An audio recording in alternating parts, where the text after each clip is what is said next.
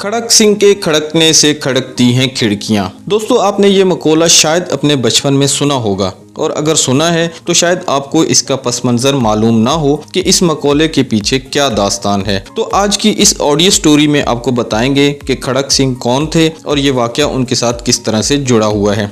खड़क Singh British rule में पटियाला के सबसे बड़े जागीरदार और गाँव के सरपंच थे।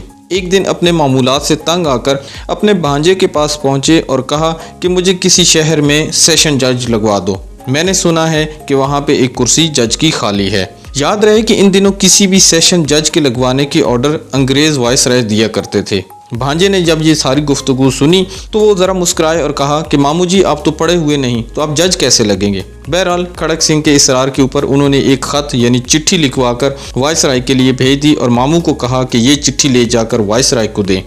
खड़क सिंह ये ख़त लेकर वाइसराय के पास पहुँचे और उनको कहा कि ये चिट्ठी मैं आपके लिए ले आया हूँ।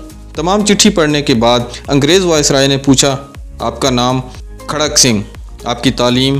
तो खड़क सिंह नहायत कड़कदार लहजे में बोले कि तुसी मैनू जज लाना है या किसी स्कूल दा मास्टर। तो वाइसराय ने हंसते हुए, सरदार जी, मेरा मतलब है कि कानून की कोई तालीम या डिग्री आपके पास है ताकि आप अच्छे और बुरे की पहचान कर सको। खड़क सिंह ने अपने मूंछों को ताव दिया और बोले, बस इतनी सी बात? भला अच्छे और बुरे कामों को मैं आसानी से पहचान सकता हूँ।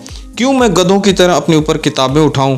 मैं तो सालों से पंचायत के फैसले कर रहा हूं और एक ही नज़र में अच्छे और बुरे आदमी की तमीज़ कर लेता हूं। वाइसराय ने सोचा, भला कौन इन महाराजा से उलझे जिन्होंने इनकी सिफारिश की है, वो जाने और इनके मामू। अर्जी पर अपने दस्तखत कर दिए और खड़क सिंह को जस्टिस का फरमान देकर भेज दिया। अब खड़क सिंह पटियाला लौटे और अगले दिन बतौर जस्टिस कमरे अदालत में पहुंचे। इत्तफाक से पहला केस भी कत्ल का था। कटहरे में एक तरफ 4 मुलजिम खड़े हुए थे और दूसरी जानिब एक रोती हुई खातून। जस्टिस साहब ने कुर्सी पर विराजमान होने से पहले फरीकैन को गौर से देखा और मामले की नौयत को समझ गए। एक पुलिस अफसर कुछ कागजात लेकर आया और बोला, माई लॉर्ड, ये औरत क्रांति कौर है।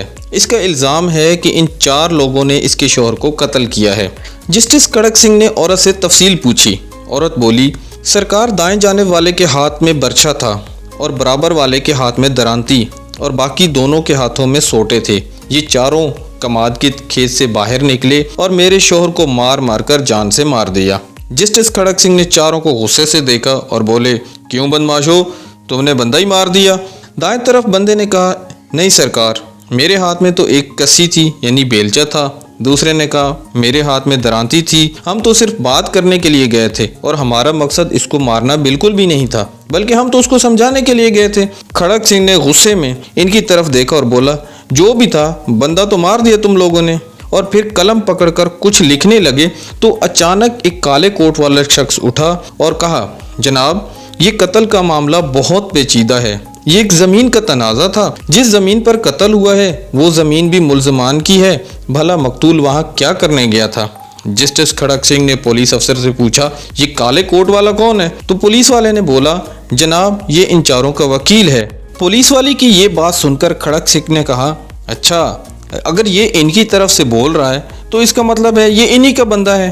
और फिर उसने वकील को हुक्म दिया कि तुम भी इन चारों के साथ खड़े हो जाओ। और फिर सिर्फ एक लाइन का फैसला लिखा और उसके नीचे दस्तखत किए। फैसले में लिखा था कि इन चारों कातलों और इनके वकील को कल सुबह सादिक फांसी पर लटका दिया जाए। ये खबर सुनने के बाद पूरे पटियाला शहर में एक खलबली मच गई। हर तरफ लोग खड़क सिंह के नाम से थर थर कांपने लगे कि खड़क सिंह मुजरमों के साथ साथ इनके वकीलों को भी फांसी दे देता है। अचानक जराइम की शरह सिफर हो गई।